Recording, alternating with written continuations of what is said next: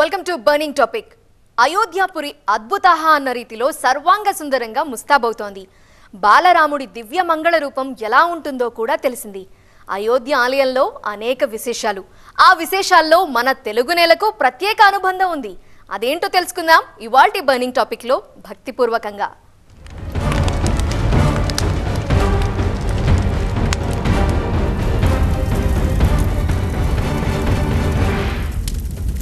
వెయ్యేళ్ల పాటు చెక్కు చెదరకుండా భూకంపాలను తట్టుకొని ఓ కట్టడం ఉండాలంటే ఆ భూమి ఎంత బలంగా ఉండాలి, ఆ కట్టడం పునాది ఎంత పటిష్టంగా ఉండాలి. అంత పటిష్టంగా ఉండాలంటే ఎలాంటి ప్రత్యేకమైన సాంకేతిక పరిజ్ఞానం ఉపయోగించాలి. అలాంటి ప్రత్యేకమైన సాంకేతిక పరిజ్ఞానానికి మన తెలుగు నేలే స్ఫూర్తిగా నిలిస్తే, మన కాకతీయుల కట్టడమే అయోధ్య రామమందిరానికి ప్రేరణ అయితే అది మనకు గర్వకారణమే కదా. అవును, మన తెలంగాణ గడ్డపై ఇప్పటికీ టీవీగా ఉన్న 800 ఏళ్ల నాటి కట్టడమే అయోధ్య రామాలయానికి స్ఫూర్తి.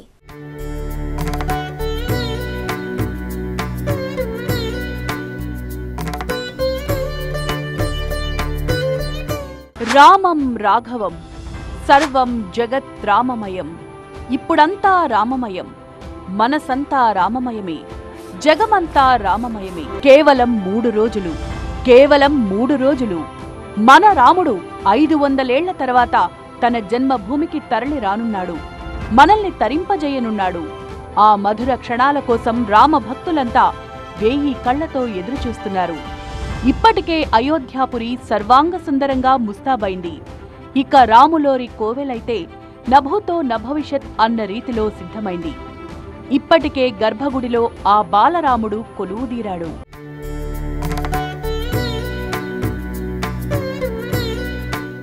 ఆహా, మన కంటి చూపు ఆ ముగ్ధ మనోహర రూపం నుంచి తిప్పుకొనివ్వకుండా చేస్తోంది కదూ ఆ బాలరాముడి పెదవులపై చిరునవ్వు.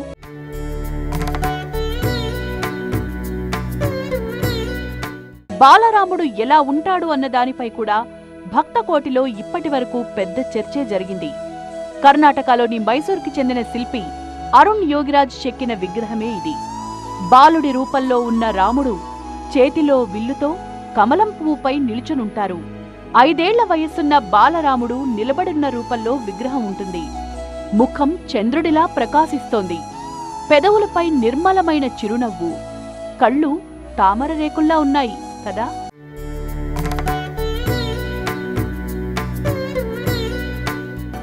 కేవలం 3 రోజులాగితే ప్రాణప్రతిష్ఠ చేసుకున్న రామ్లల్లా మనకు పరిపూర్ణంగా దర్శనమిస్తాడు. ఆ క్షణం కోసం ముసలి ముతక పల్లె పట్టణం ఎదురుచూస్తోంది. ఇక రాములోరి గుడి గురించి ఎంత చెప్పుకున్నా, ఎన్ని రోజులు చెప్పుకున్నా తనివి తీరడం లేదు కదా. ఇప్పటికే టీవీ9 రాముడి గుడిలోని ప్రతి అంగుళాన్ని భక్తకోటికి 360 డిగ్రీస్లో చూపించింది. పునాది రాయి నుంచి గోపురం కొన వరకు ప్రతి విషయాన్ని పూసగుచ్చింది. ఏ ఒక్క అంశాన్ని వదిలిపెట్టకుండా మీకు చూపించబోతున్నాం. 3 అంతస్తులతో నిర్మిస్తున్న ఈ మందిరం ఎత్తు, ఇక బాలరాముడు ఎలా ఉంటాడన్న దానిపై కూడా భక్త కోటిలో జోరుగా చర్చ జరుగుతుంది.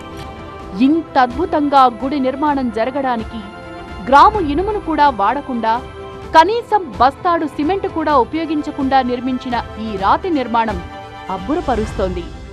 నాగర్ శైలిలో నిర్మించారని చెప్పుకుంటున్నాం కదా, ఆ శైలిలో ఇనుము సిమెంట్ అక్కర్లేదని తెలుసుకున్నాం కదా. మనకు తెలియని మరొక విశేషం కూడా రామయ్య గుడి నిర్మాణంలో దాగుంది. ఆ రహస్యం మన తెలుగు నేలపై వెలిసి ప్రపంచ ఆధ్యాత్మిక క్షేత్రాల్లో ఒక్కటిగా నిలిచి యునెస్కో గుర్తింపు పొంది గిన్నీస్ రికార్డు కూడా ఎక్కిన మన రామప్ప ఆలయానికి లింకుంది తెలుసా.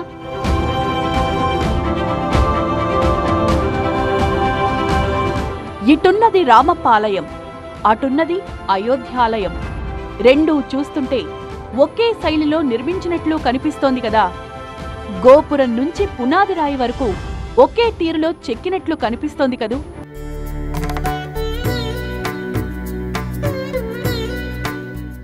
అయోధ్యలోని రామజన్మభూమికి కాకతీయుల కాలం నాటి రామప్ప ఆలయానికి సంబంధం ఉందా అంటే ఉంది అంటున్నారు ఆధ్యాత్మికవేత్తలు.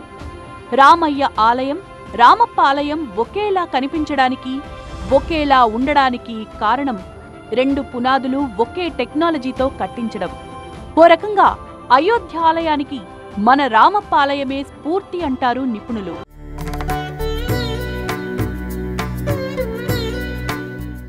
ఎనిమిదొందల ఏళ్ల నాటి రామప్ప ఆలయం ఏ టెక్నాలజీతో నిర్మించారు అన్నది తెలుసుకోవాలంటే మనం కూడా కాకతీయ కాలంలోకి వెళ్ళాలి. తెలంగాణ ములుగు జిల్లా వెంకటాపురం మండలం పాలంపేటలో రామప్ప ఆలయం ఉంది. రామప్ప అంటే దేవుడు కాదు, ఆ ఆలయాన్ని చెక్కిన శిల్పి. శిల్పి పేరుతో ప్రసిద్ధి చెందిన ఈ ఆలయంలో శివుడు కొలువుదీరి ఉన్నాడు. ఓ శిల్పి పేరుతో ప్రపంచ స్థాయి గుర్తింపు పొందిన ఆలయం బహుశా మన రామప్ప టెంపులేనేమో.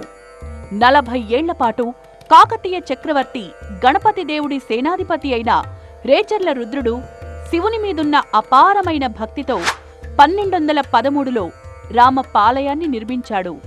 ఈ ఆలయాన్ని నిర్మించేందుకు 40 ఏళ్ల సమయం పట్టిందని చరిత్ర చెబుతోంది.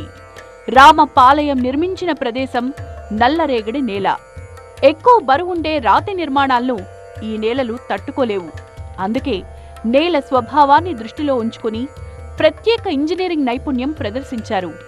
ఆ టెక్నాలజీ ఇప్పటి భాషలో చెప్పాలంటే శాండ్ బాక్స్ టెక్నాలజీ, అంటే ఇసుక పునాదులపై నిర్మించే టెక్నాలజీ.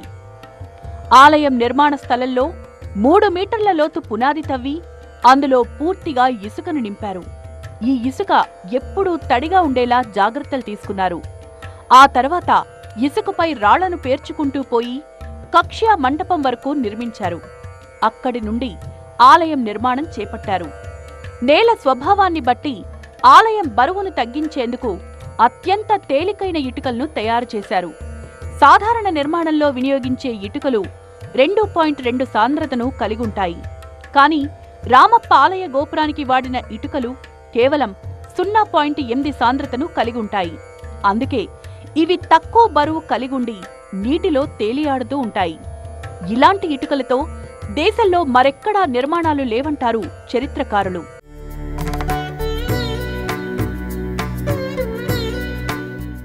ఇది రామప్ప గుడి నిర్మాణంలో దాగున్న చరిత్ర. ఇటు అయోధ్యాలయ నిర్మాణం కూడా దాదాపు ఇదే టెక్నాలజీతో నిర్మించినట్లు మన ప్రొఫెసర్లే చెప్తున్నారు. అవును, సరయూ నదీ తీరంలో నిర్మిస్తున్న రామాలయానికి ఉపయోగించిన పునాది నిర్మాణం రామప్ప ఆలయం నుంచి ప్రేరణ పొందారు. అయోధ్య రామ జన్మభూమి వద్ద నిర్మితమవుతున్న దివ్య భవ్యమైన రామాలయానికి కాకతీయుల కాలం నాటి రామప్ప దేవాలయానికి సంబంధం ఉందా అంటే ఒక విషయంలో ఆ సంబంధం మనకు కనిపిస్తోంది. అదేంటి అంటే ఇక్కడ అయోధ్య రామాలయాన్ని నిర్మించాలని తలంచినప్పుడు మొట్టమొదట సాయిల్ టెస్టింగ్ అన్నది చేశారు. లూజ్ సాయిల్ ఉంది, అక్కడ బరువైన నిర్మాణాలు చేపట్టాలంటే దానికి తగిన ఫౌండేషన్ వేయాల్సి ఉంటుంది అన్న ఇంజనీరింగ్ నిపుణుల సూచనలు వచ్చాయి. మరి అలాంటప్పుడు ఆ లూజ్ సాయిల్లో 1000 ఏళ్ల పాటు నిలిచి ఉండాల్సిన ఆలయాన్ని నిర్మించాలంటే ఎటువంటి ఫౌండేషన్ వేయాలి అన్న చర్చ జరిగింది. సరిగ్గా అదే సమయంలో సొల్యూషన్ అందజేసింది రామప్ప దేవాలయం. అయోధ్య ఆలయానికి పునాది వేయడానికి ముందు భూ పరీక్షలో ఆలయం కింది భూమి వదులైన ఇసుకతో ఉన్నట్టు కనుగొన్నారు. భారీ నిర్మాణానికి అనువైన భూమి కాదు.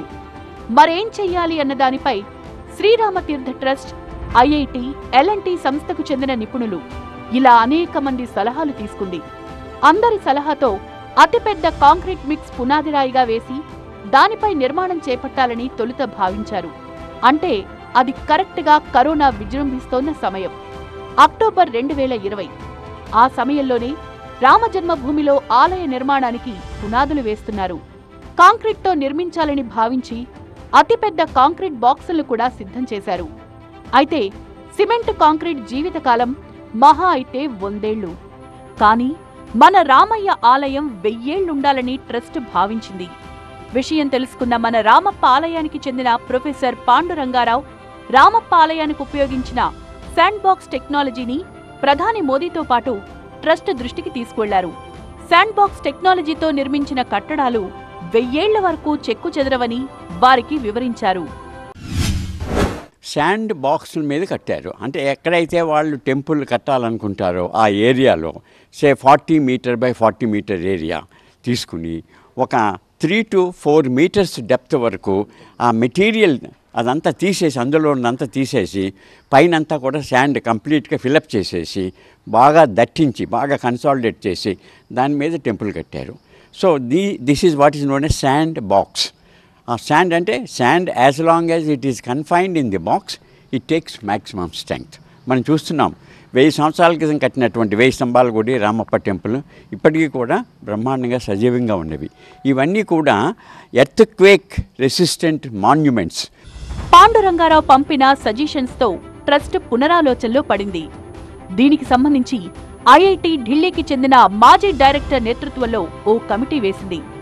ఈ కమిటీ ఆహ్వానం మేరకు పాండురంగారావు రామప్ప టెంపుల్కు సంబంధించిన శాండ్ టెక్నాలజీ గురించి పూర్తి వివరాలు అందించారు. ఆనరబుల్ ప్రైమ్ మినిస్టర్ గారికి ఇది నేను రాసినటువంటి సిరీస్ ఆఫ్ రిపోర్ట్స్ అనమాట. సో సూపర్ స్ట్రక్చర్ ఏమో సుమారుగా 1000 సంవత్సరాల పైన ఉంటుంది. ఈ ఫౌండేషన్స్ సిమెంట్ కాంక్రీట్తో పైల్స్తో కడుతున్నారు కాబట్టి దీని యొక్క లైఫ్ 100 years ఉంటుంది. So there is no compatibility అని చెప్పి ఇవన్నీ రాసుకుంటూ ఇది అన్నిటికంటే బెస్ట్ ఎగ్జాంపుల్ ఏమిటంటే మన కాకతీయులు కట్టినటువంటిది. దాని మీద మేము గత 40 ఏళ్ళ బట్టి పనిచేస్తున్నాము అని చెప్పి రిపోర్ట్స్ ఆనరబుల్ ప్రైమ్ మినిస్టర్ గారికి, ఆనరబుల్ వైస్ ప్రెసిడెంట్ గారికి పంపించడం జరిగింది. శాండ్ బాక్స్ టెక్నాలజీ మన్నికపై ప్రపంచ స్థాయి నిపుణులతోనూ చర్చించాక శ్రీరామ తీర్థ ట్రస్ట్ శాండ్ బాక్స్ టెక్నాలజీ వైపే మొగ్గు చూపింది. రామప్ప ఆలయం 40 అడుగుల లోతులోనే పునాదికి సంబంధించి ఇసుక ఫౌండేషన్ జరిగింది. ఇక అయోధ్యలో భూమి 10 కిలోమీటర్ల లోతు వరకు ఇసుకతో పాటు రాయి మిశ్రమంతో కప్పబడి ఉంది. దాన్ని 50 అడుగుల లోతు వరకు కంప్లీట్గా తవ్వి 400 అడుగుల పొడవు 300 అడుగుల వెడల్పులో కంప్లీట్ హార్డ్ రాక్ శాండ్ స్టోన్ను అంటే అతిపెద్ద ఇసుక రాయిని పునాదిరాయిగా ఉపయోగించారు. ఈ ఇసుక రాయి మీదే రామయ్య 3 అంతస్తుల ఆలయం నిర్మించారు. రామప్ప టెంపుల్లో ఉన్నటువంటి శాండ్ బాక్స్ టెక్నాలజీ ఏ విధంగా కాకతీయులు మనకి 1000 సంవత్సరాలు ఇచ్చారో అలాంటిది మనం ఇచ్చినట్లయితే, అలాంటి ఫౌండేషన్స్ మనం డిజైన్ చేసినట్లయితే బాగుంటుందని చెప్పేసి నేను ఆన్లైన్లో వాళ్ళతో పాటు నేను కూడా డిస్కస్ చేశాను. ఫైనల్లీ ఈ కమిటీ డిసైడ్ చేసిందనమాట అండి. ఈ సిమెంట్ కాంక్రీట్ ఐరన్ వాడకుండా సిమిలర్ టు అక్కడ ఉన్నటువంటి శాండ్ని కన్సాలిడేట్ చేసి ఒక హార్డ్ రాక్ కింద layer by layer 12 inches to layer by layer తీసుకొచ్చి ఒక బ్రహ్మాండమైనటువంటి హార్డ్ శాండ్ స్టోన్ తయారు చేసి దాన్ని మీద కడుతున్నారనమాట. ఇలా రామప్ప ఆలయ స్ఫూర్తితో అయోధ్య రాముడి ఆలయానికి పునాదిరాయి పడింది. రామప్ప గుడి స్ఫూర్తితో అయోధ్య నిర్మాణం తలుచుకుంటే మన తెలుగు వాళ్ళందరికీ గర్వంగా ఉంది కదూ. అలానే అయోధ్య మహాయజ్ఞంలో మన తెలుగోళ్ల భాగస్వామ్యం కూడా ఘనంగానే ఉంది. ఉడతా భక్తి అంటారు చూడండి, అలాంటి ఉడతా భక్తులు మన శ్రీరాముడికి బోలెడు మంది చరిత్రలో. నాడు రామసేతు నిర్మాణంలో ఉడత కూడా చిన్న చిన్న ఇసుక రేణువులను తీసుకొచ్చి సేతు కట్టడానికి సాయం చేసింది. మరి నేడు కూడా ఆ రాముడి ఆలయం కోసం ఉడతా భక్తి కింద మన తెలుగు వాళ్ళు కూడా సాయం అందించారు. ఎవరా రాంబంటులు?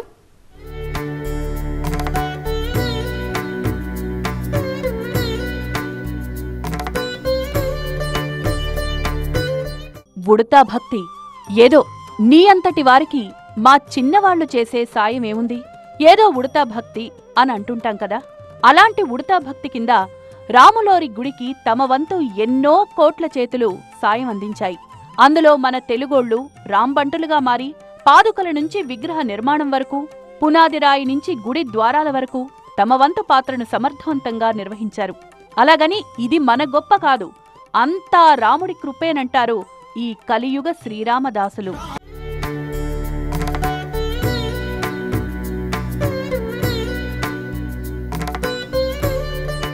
ఇంతమంది నిపుణులు ఉండగా ఇంత గొప్ప సాంకేతికత అందుబాటులోకి వచ్చినా ఎప్పుడో 800 ఏళ్ల నాటి రామప్ప ఆలయ సాంకేతికత వైపే శ్రీరామ తీర్థ ట్రస్ట్ మొగ్గు చూపిందంటే ఆ రాముడి దయే కదా. నాకు రాముడిచ్చినటువంటి సద్భాగ్యం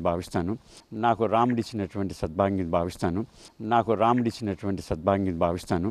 అయోధ్య రామమందిరం అంటే 1000 ఏళ్లు నిలిచేలా నిలబెట్టే అద్భుత కళారూపం, 1000 కోట్ల ప్రాజెక్టు. ఇందులో భాగస్వామ్యమయ్యేందుకు ఎంతో మంది కుబేరులు ముందుకొచ్చారు. అలాంటిది రామయ్యకు పాదుకలందించే మహద్భాగ్యం మన తెలుగు భక్తుడికే రావడం ఆ రాముడి లీలలేందే సాధ్యం.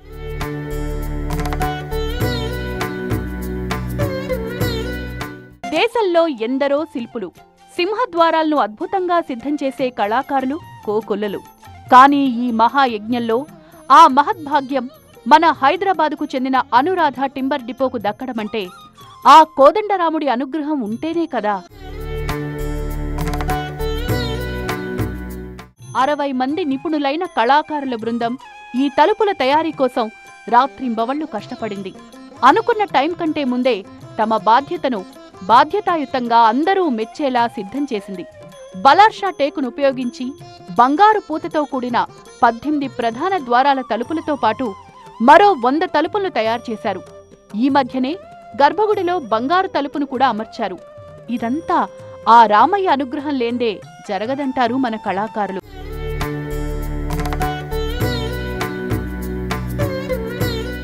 ఇంకో అద్భుతం ఏంటంటే ఆ సీతారాములకు బంగారు చీరనేసే మహద్భాగ్యం మన రాజన్న సిరిసిల్ల నేతన్నకే దక్కింది. 22న ఈ బంగారు పట్టుచీర కానుగ్గా అందించనున్నారు. గతేడాది భద్రాద్రి సీతమ్మకు వెండి పట్టు పీతాంబరం చీర నేసి కానుకగా అందించిన హరిప్రసాద్ ఇప్పుడు ఈ బంగారు పట్టుచీరను మగ్గంపై 20 రోజుల పాటు శ్రమించి సిద్ధం చేశారు. చూస్తున్నారుగా దీని ప్రత్యేకత. ఈ చీర అంచులో అయోధ్య రామమందిరం, శ్రీరామ పట్టాభిషేకం, జై శ్రీరామ్ శ్రీరామ్ అంటూ తెలుగు అక్షరాలతో నేశారు. ఇక బార్డర్కు జై శ్రీరామ్ అని హిందీలో వచ్చే విధంగా చీర కొంగులో సీతారాముల ప్రతిబింబం, చీరలో రామాయణంలోని 10 ఘట్టాలు నేయడం జరిగింది. ఇందులో రాముడు పుట్టుక నుంచి పట్టాభిషేకం వరకు జరిగే రామాయణ గాథంతా ఈ చీరలో ఉండేలా అద్భుతంగా ఇమిడ్చారు నేతన్నలు. ఈ చీర బరువు 900 గ్రాములు. అందులో 8 గ్రాముల బంగారాన్ని ఉపయోగించారు. ఇదంతా ఆ రాముడి లీలతోనే సాధ్యమైందంటారు ఈ భక్త రామదాసు హరిప్రసాదు. చేనేత వృత్తితో సీతమ్మ వారికి బంగారు పట్టు చీరను నేయడం జరిగింది. ఇందులో అంచులో ఒకవైపు రామ మందిరము మరియు శ్రీరాముల వారి పట్టాభిషేకం మరియు ఇంకొక బార్డర్లో జై శ్రీరామ్ అని ఇందులో వచ్చే విధంగా మరియు 10 చిత్రాలు బాడీలో వచ్చే విధంగా నేయడం జరిగింది. 8 గ్రాముల బంగారము మరియు 20 గ్రాముల వెండితోని దీన్ని తయారు చేయడం జరిగింది. ఈ నెల 22న శ్రీరామ ప్రాణ ప్రతిష్ఠ సందర్భంగా భక్తులకు 25 గ్రాములు బరువు గల శ్రీవారి లడ్డూ ప్రసాదం ఇచ్చేందుకు టీటీడీ సిద్ధమైంది. ఇందులో భాగంగానే 1 లక్ష చిన్న లడ్డూలను శ్రీవారి ప్రసాదంగా అందించబోతున్నారు. తిరుమలలోని శ్రీవారి సేవా సదన్ 1లో శ్రీవారి సేవకులు ఒక్కో కవర్లో 2 చిన్న లడ్డూల చొప్పున ప్యాకింగ్ చేశారు. ఈ విధంగా మొత్తం 350 బాక్సులు సిద్ధం చేశారు. దాదాపు 3000 కేజీల బరువున్న శ్రీవారి లడ్డూ ప్రసాదాన్ని శనివారం విమానంలో అయోధ్యకు పంపనున్నారు.